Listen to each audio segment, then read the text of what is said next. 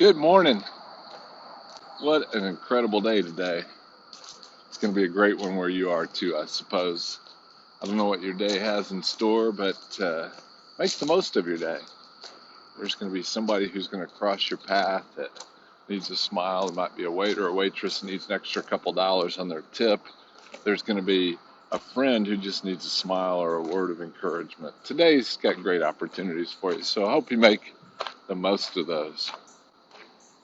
Have you ever done something really, really humiliating or embarrassing? Well, maybe better than have you ever. What have you done that's been embarrassing or humiliating? I've done so many things like that that I can't even mention them all or think of them all, but they're pretty recurring things, and you can just imagine when you do something that's embarrassing or humiliating. I'm kind of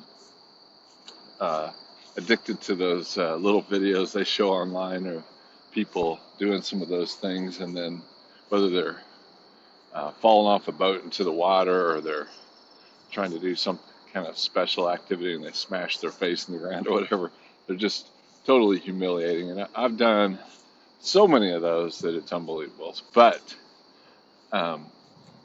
what I was thinking of was in Genesis that there were these two people, Adam and Eve, and they had the perfect friendship with God. They walked just like this. It's the cool of the morning here in Fishers, and they walk in the cool of the morning with God and just had conversations. Hey, God, what do you think about this? Like, hear that bird chirping? What's that bird?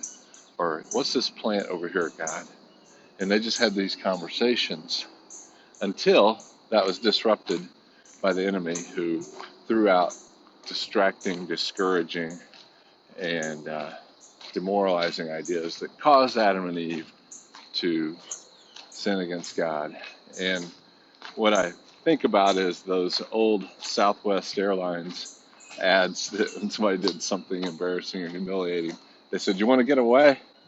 And I can't imagine when Adam and Eve first sinned and they realized what they'd given up, that friendship with God, for the temptation of a little piece of fruit, what that would have been like. There was nowhere for them to hide, and so they, in their infinite wisdom, apart from God, in their broken state, decided to take some leaves. They just somehow grabbed some leaves and decided to cover themselves up with those leaves for whatever that meant to them. And I think the result of that to humanity is just a lack of intimacy in friendships and in relationships, that it's really hard to be completely forthright and honest for all kinds of anxious thoughts that go through our head, just like the anxious thoughts that went through Adam and Eve's head after they sinned against God. And what I'd encourage is you get to know God today as your new person, your redeemed person. You too can find an intimacy that allows you just to enjoy Him, to get over those humiliating and embarrassing things you did because of the complete forgiveness we have in Christ, the complete acceptance we have in Him. He probably laughs when you do those things today. He's probably just going, "Did you see that silly boy?"